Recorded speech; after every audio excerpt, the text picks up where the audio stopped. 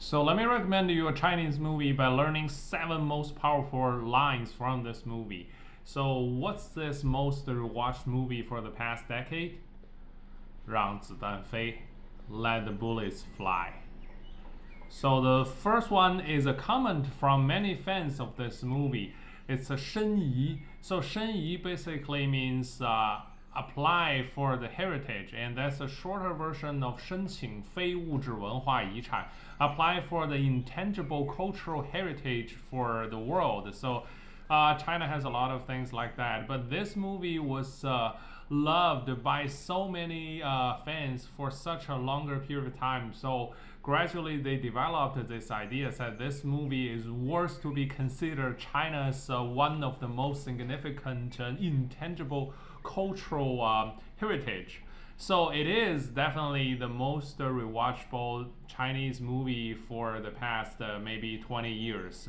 And this movie was directed by Jiang Wen, arguably the most brilliant actor and director for the modern China. And it was released in 2010. I'll be honest, I watched this movie immediately again after I watched the first time. So I spent 5+ hours on this movie the first time I saw it. And it has been almost 14 years. So the debate of this movie, the analyzing of this movie has been endlessly and ongoing. So this movie has not only a movie anymore, it has become a cultural icon of power, satire, and revolution. So people really want to 申遗 for that. So let's talk about the initial shock of this movie. So the movie itself is almost like one of the most quotes from the villain in this movie. It's called 霸气外露. Ba is overlord or dominance. 霸气 qi is the internal qi. So 霸气 is the internal qi of the overlord. Wai is outside. Lu is licking. So it was so powerful. So the ego was so strong that you feel the internal qi exteriorized. It's external leaking out. So dominance leaking out. So the first reaction for the most of the audience is like the movie is pure fun. So it's a movie with a Western style action packed comedy with some black humor and constant tensions. So there was no like a kung fu or martial art, but rather the gunfire, the shootings, and the photographer of the movie, the director was make every scene look so sleek and so fast paced. So they say there is no P point. There is no P space, which means 没有尿点, which means the movie was so intense and so fast, so you don't want to go to a restroom to pee. So 没有尿点. But after all this, this movie starts to show something deeper lingers around the whole movie.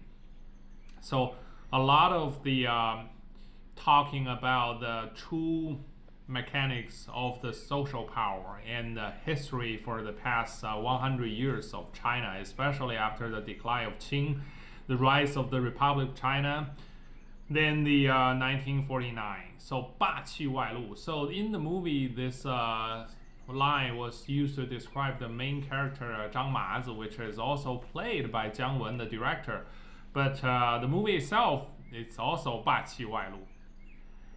So the third one is kind of the key theme, the golden line of the movie is called 站着挣钱. So 站着 is standing. Standing 着 is to describe the status of something. So 挣钱 is to make money, I would say, because 赚钱 would be earn money, but 挣钱 is more likely you got the money by working, by doing labors.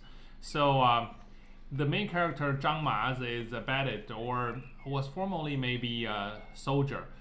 But he poses as he robbed a train and poses as a county magistrate. Then all the story started there. So he entered the famous Echeng, I think is Cheng is like referred to maybe somewhere in Guangdong province, because in China, 99% of the movie they cannot use a real place or location or province name, because that's for cultural reasons, especially for criminal movies. So it's just Cheng. But the Goose City. I think first reaction is usually about the Guangdong province. And the Cheng, the Goose City, was ruled by the tyrant called Huang Silang. Literally, Silang is the fourth son, Huang Silang. So the whole movie is about the battle between Zhang Mazi and Huang Silang. It's extended the fight between two powers at the end as the movie developed. So it's a fight for the justice, it's a fight for the wealth, and also the control of the town. Of course, so after you watch the movie, you'll see it's a highly imaged metaphor of a bigger place like the country. So, after all, the ultimate question for this movie is who defines the rules of the system. So, 站着挣钱. And the movie doesn't really gives you a very clear idea, which is a charm. Is like they never give you a clear heroes or villains, so everyone is so mixed. And there was a lot of unsolved puzzle about the identity of Zhang Mazi and Huang Silang and Shi Ye, which was the real magistrate. So in the famous banquet between these three people, there was a very famous quote, is 杀人诛心. So 杀人诛心 is the AB structure. 杀人 is verb object. 诛心 is also verb object. So 杀人 is to kill a person, and 诛心 is to slaughter or kill the heart. So what's that supposed to mean? It's actually means you can interpret it into two ways. First is to kill the person, but first destroy their heart, which is their spirit. But the other way is you can say not only destroy the physical body, but also destroy the belief of someone. So both of them are pretty crucial. So it's a satire of the feudal power and also the modern bureaucracy of the system in maybe a century ago. So in this movie, all the stories can be related to your own life situation, your own like working situation. So people start to interpret everything based on their own life stage. So after all, the movie asks the question that where are you standing in this story? Are you the villagers? Are you the heroes? Are you the villains? Or are you one of the side roles, which is the charm of the movie for sure. And during the movie, there was a very interesting part which Zhang Ma said this line, like ultimate understanding of the villagers. He said, "Oh, 我明白了，谁赢他们帮谁。So who win, they will help who. So they will help whoever is winning." So in that sense, you can tell he was a bit disappointed about the villagers who he tried wholeheartedly to help and raise their situation. But the villagers are so afraid of Huang Silang, the tyrant, so they actually didn't respond to his effort. So the people only follow whoever looks stronger or likely to win. That's the nature of the massive, and that's also sounds very interesting from a person whose image in this movie is a revolutionist. So that also reveal the fear and the survival and the incentives that shapes the collective behavior. So in this movie, everyone's image is so mixed. So there's no like clear pure crowd here. Everyone has something good and something bad. So 谁赢帮谁. And the next part is like the language, the black humor of that. And the key lines of the movie, another one is when Zhang Ma went to the Goose City and he said a famous line to all the villagers. He said, "I came here for three things. 我来这里为了三件事：公平、公平还是他妈的公平。Of course, I erase the cursing part. So 公平, 公平 and 公平. That's the three fairness which was put here. 公平, 公平, 公平. So this has been a slogan, and but this slogan has also, in this movie, can be turned into the tools of control. So people, after he said that, people immediately knee for him, and he said, "Do not knee. You knee for no one. The emperor has gone." So that's also the famous part of the movie. So this movie has a lot of golden lines and the slogans which remind us that the language is the most powerful weapon of the world, regardless it's Chinese or English. And also I want to mention the great music. So this is one of the few movies that when you think about the movie scenes, automatically the background music, the BGM, start to play in your mind, in your brain. It's a masterpiece composed by the Joe Hisaishi.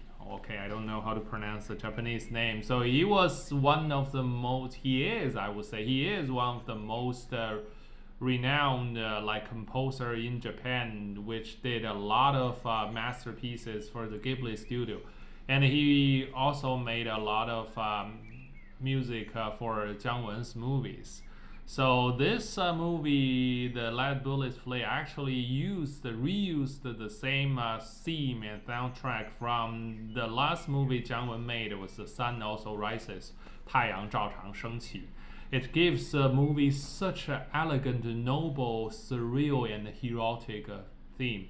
You can hear it and you will see what I mean.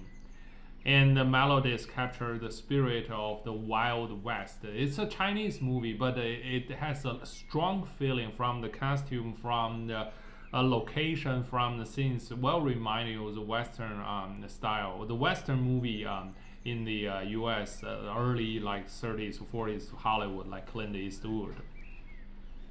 So Jiang Wen is really a genius on that part. His films and the music are always interact with each other and match so well that I think this is one of the unique characteristic of Jiang Wen's directing style.